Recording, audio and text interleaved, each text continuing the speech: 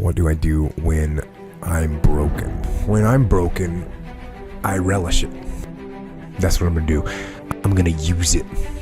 Because if I'm broken, then I just found my limitations. And until I know what my limitations are, how can I push them? How can I get better? But once I see it, once I feel it, once I see where I was broken, then I can attack that weakness. I can fill in that gap. I can reinforce that breach. If you break, it means it's time to fortify your will to make it stronger. There's all kinds of different ways to break. You can break physically, you can break mentally, you can break your heart, you can break your spirit, and none of those are fun, and all of those are gonna leave a mark. But the mark that they leave can be the mark of victory or it can be the mark of defeat. Because every time you break, and in every way that you break, while it's a chance, it's definitely a chance for you to give up and for you to just to fall apart. But there's also opportunity. There's opportunity to get stronger and get smarter and get faster and get tougher and get more stable and get more resilient and get better. When you break, you have the opportunity to show the world, the whole world, what you are really made of. So if you break, if you break, the fight isn't over. In fact, if you break, the fight is just beginning. And as you crawl up and out of that dismal and wretched place, covered, and you're covered in blood and sweat and dirt and filth as you rise above what you were. And as you take the form of who you are supposed to be, you will see that in the very act of standing up, in the very act of fighting on, you will become and you will remain unbroken.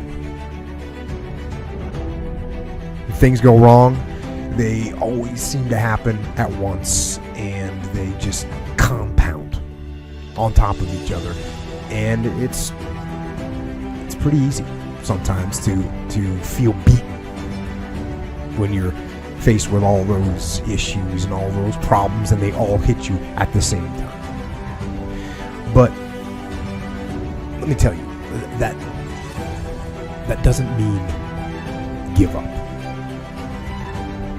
In fact, it means the opposite. It means it's time for you to fight harder, to dig in. It means it's time for you to go on the warpath.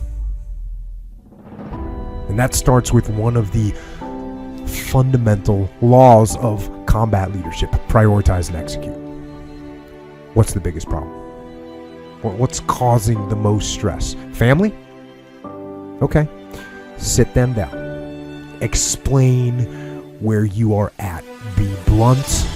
Be upfront. And then give them the simple plan of how you're going to get things back on track. Don't sugarcoat it. You give it to them straight. Next, you got some late payments. Call those creditors up. Explain to them what's going on. Set up some kind of a minimum payment plan so you can start making some progress and get them off your back. And then you got your job. Right? You're falling behind at work. Okay, talk to your boss. Face it. Tell him that you're going to step up your game. Tell him you're going to be at work early, you're going to be at work late, you're going to be at work during lunch, you're going to be wherever you need to be whenever he needs you to be there. Tell him you're going to get after it. And tell him that you're 100% committed to supporting him and the company and the mission. and then you get started.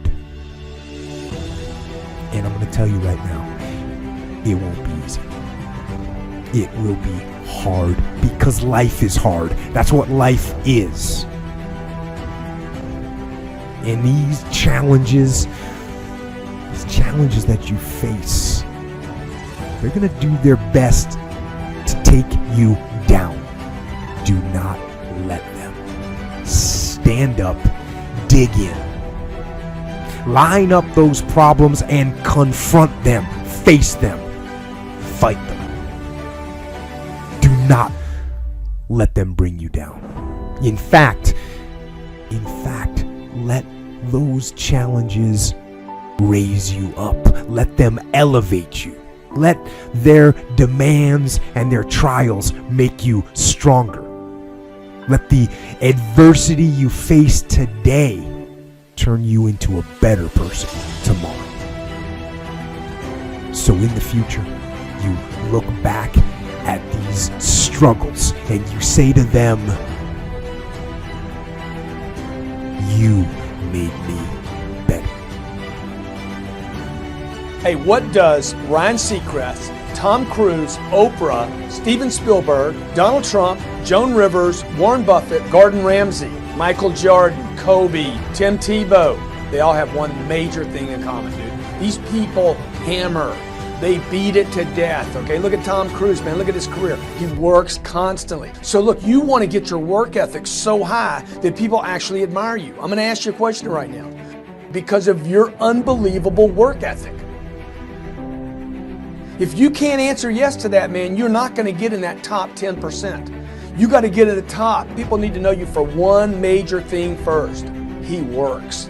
He produces. The guy's there every day. The guy's pushing and shoving. Because the truth is, no matter how good your ideas are, how good your art is, or how good your skill set is, if you're not working, man, if you're not vibrating at a frequency that people say, my God, how does that guy do all that? If you're not vibrating at that rate, 10x levels, massive action, tremendous work ethic that's just a muscle now, and it's just a discipline in your life, and it's a way, it's a normal way that other people think is abnormal. Look, if you're not working at that level, you're not going to make it. Get your work ethic in, man. It's the American way. Work ethic. What I could control was my work ethic. You've heard me speak many times about outworking everybody, but I think that just feels good when we hear it, but most people don't take it seriously. If you think that I have a little bit of success in my life, I can tell you what I attribute it to.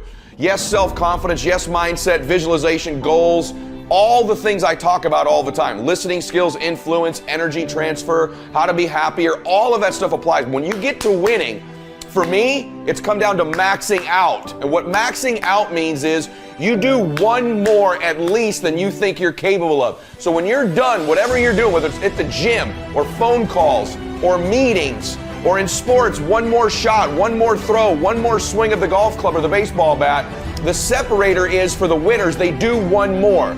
I'm addicted to one more. And so I want your mantra going forward to be one more. What does that look like if we're working out? That means when we're in the gym and we say, I'm gonna do 5 sets of 10, I'm crazy. Like I'm a psycho because I wanna win. I wanna be somebody. I wanna separate. I wanna compete. And the way I do that isn't with my giftedness, because I wasn't born with a bunch of gifts. And I think gifts are crap. I think for the most part, gifted people struggle in life because things come easy to them. I like that things haven't come easy for me in my life. I like that I don't have natural talents in every area. And maybe you like that about you too. Maybe you've looked at yourself all your life and thought, man, I don't have that natural beauty or that natural talent or this gift for creativity or intellect or humor. I don't have any of those things. But what I got is I will outwork you. And so at the gym, one of the things I focus on, they say it's 5 sets of 10. When I'm at 10, I go one more, bam, 11. If I'm running on the treadmill and it's a 45-minute run, I never finish at 45. I always go one more minute, 46. If I'm at the office and I'm supposed to make 25 phone calls that day, when I'm at the end of the day, I always do one more. If I've got meetings, I always do one more. My mantra for 3 decades in business has been one more.